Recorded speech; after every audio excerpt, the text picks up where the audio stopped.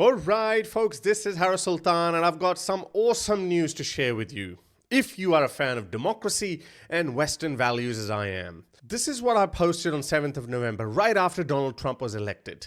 Biden can do 3 good things before he goes. Lift all restrictions on Ukraine, let them bomb deep into Russia, and sign off on a massive military package before he leaves office. Everyone's happy. Well, I'm not sure if everyone is indeed happy, but I am. Biden has just allowed Ukraine to strike Russian military targets inside Kursk Oblast. Now, why did Biden do this? Because he knows that Trump is going to force Ukraine to cede 20% of its territory to Russia. No country would want that, but Trump wants to end this war and focus on China. Biden has been withholding this permission because he didn't want the American public to take it out on the Democrats in the last election.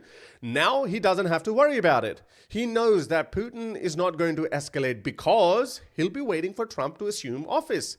Ukraine, on the other hand, is going to receive all of its promised aid within the next 2 months.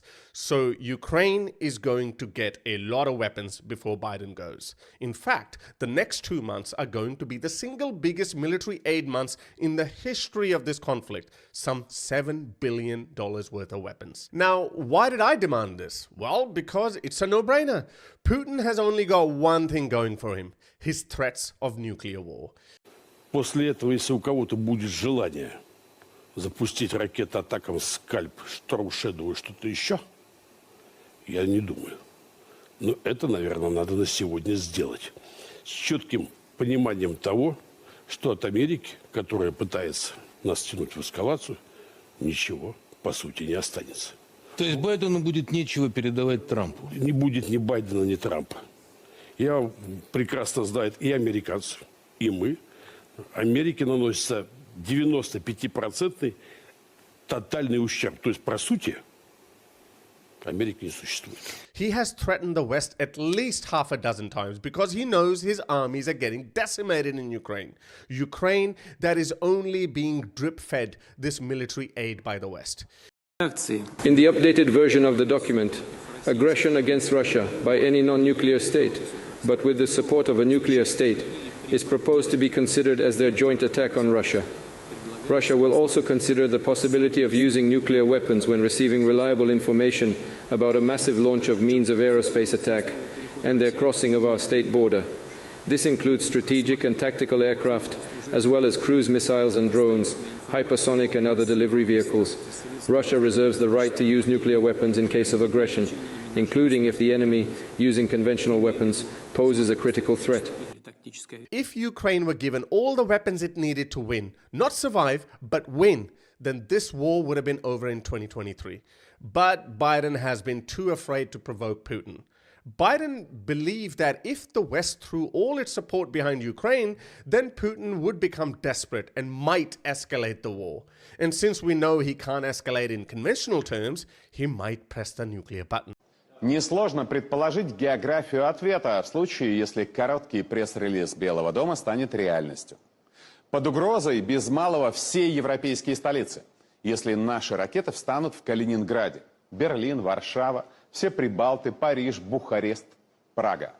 Конечно, американские базы в Германии, Гармии Шпартенкирхен, казармы Патча, Шпангдалем, Рамштайн. Особое внимание Британии, нашему традиционному врагу, так как против нее будет работать значительная часть Северного флота. Под удар Вашингтон ставит не только Лондон, но и Манчестер, Бирмингем, крупнейшую военно-морскую базу Девонпорт, Клайд в Шотландии, где король хранит ядерные ракеты Трайдент, Портсмут и Чатамскую верфь в графстве Кент. Британия в самом уязвимом положении. В принципе, достаточно 3 ракет, и эта цивилизация рухнет. But a lot of experts that I listen to, like David Petraeus, Ben Hodges, and many more, have been telling us for years now that Putin will not escalate to a nuclear conflict. Why? Well, because his biggest backer, China, does not want the world to end over Putin's mad territorial ambitions. After Putin's abysmal performance in Ukraine and after losing nearly 600,000 soldiers, it's clear that China is undoubtedly the second biggest superpower after the US. So why would China risk the end of the world without even getting involved? If Putin even detonates a small tactical nuke in Ukraine, it won't just be the US destroying Russia with all its military might. China might also get involved and even take Outer Manchuria from Russia that was stolen from it in the 18th century. The second biggest reason why Putin will not start a nuclear war is that it won't give him any victory in Ukraine. Instead, it will be the end of Russia as we know it. About 45 million Russians will be vaporized in the first hour. There won't be much of Russia left for the remaining 100 million either. Putin, if he survives, will spend the rest of his life in underground bunkers and if he's not toppled by his comrades. Now, I'm not suggesting that such a conflict would be easy for the rest of the world either.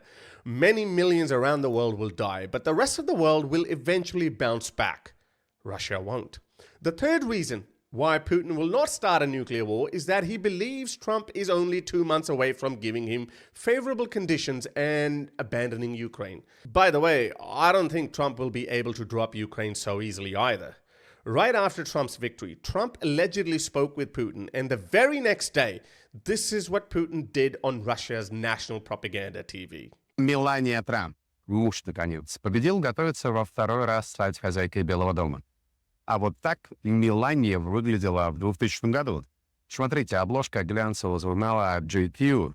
Будущая первая леди в неглиже лежит на шкуре.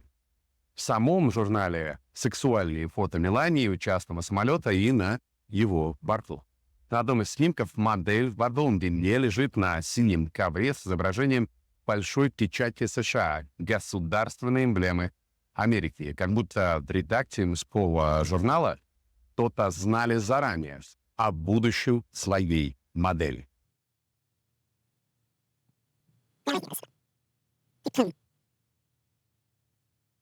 Что на самом деле значит мое тело и мой выбор?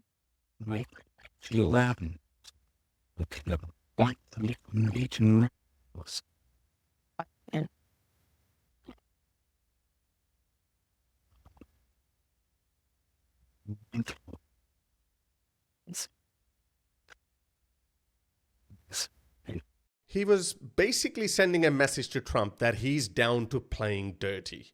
Now, my understanding is that Trump, although he doesn't like wars, ain't no pushover. Even if Putin has some compromising videos of Trump, that is not going to deter Trump. In fact, Trump might actually double down and give more support to Ukraine. But this is all conjecture at this point. So, if you're worried about the start of the Third World War, be at ease. No country has started a war after being so weakened and depleted as Russia currently is. Russia can't even conquer Ukraine, let alone think about going to war with NATO. Even if the US doesn't come to the aid of its European allies, Russia has no chance in conventional terms. Let me remind you, Russia is using Soviet-era tanks and has been borrowing missiles from North Korea. The quality of Russian weapons is third-rate at best. When Russia went into Ukraine, it couldn't even transport its munitions to the Ukrainian front lines. Its vehicles' tires ran out of air, and its soldiers' vests were the kind you wear at paintball matches. Maintaining a huge nuclear stockpile is no easy task. To give you an idea, the US spends nearly $60 billion a year just to maintain its nuclear stockpile. Do you think Russia, which is so corrupt that it can't even maintain a fleet of tanks or other small weapons, would be good at maintaining a nuclear stockpile bigger than the US's? You are dreaming. This is why many experts believe that Russia probably only has 10% of the nukes it claims to have. I am willing to bet my career on this. Putin will not escalate to a nuclear conflict. Hopefully, within a week, we'll start hearing the news of Ukraine attacking Russia's military targets in the Kursk Oblast. And Putin will just have to suck it up and wait for Trump to come to power. This will enable Ukraine to go into negotiations from a far better position than it is currently in. Putin is trying to recapture the Kursk region, which Ukraine had been hoping to use in its upcoming negotiations with Putin. You give some territory back, and I'll give you your Kursk back. But since the election of Donald Trump, Putin has been doubling down on Ukraine, and frankly speaking, Ukraine, deprived of military aid, has been losing ground. But hopefully, no more. This is by no means a game changer. This will not make Ukraine instantly win the war. The goal of this new escalation is to put Ukraine in a better position than it currently is in. The war is not escalating to a world war. In fact, it is ending. So I hope you liked today's video. Like, share, and subscribe to the channel. The best way to support the channel is to buy a t-shirt or hoodie from harrysult.com or become a patron on patreon.com/Harris Sultan, where you can get early access to uncensored videos. Or just buy me a coffee on buymeacoffee.com/Harris Sultan. Slava Ukraini. If you'd like to support my work, you can become my patron by going to patreon.com/Harris Sultan, or you can simply buy me a coffee.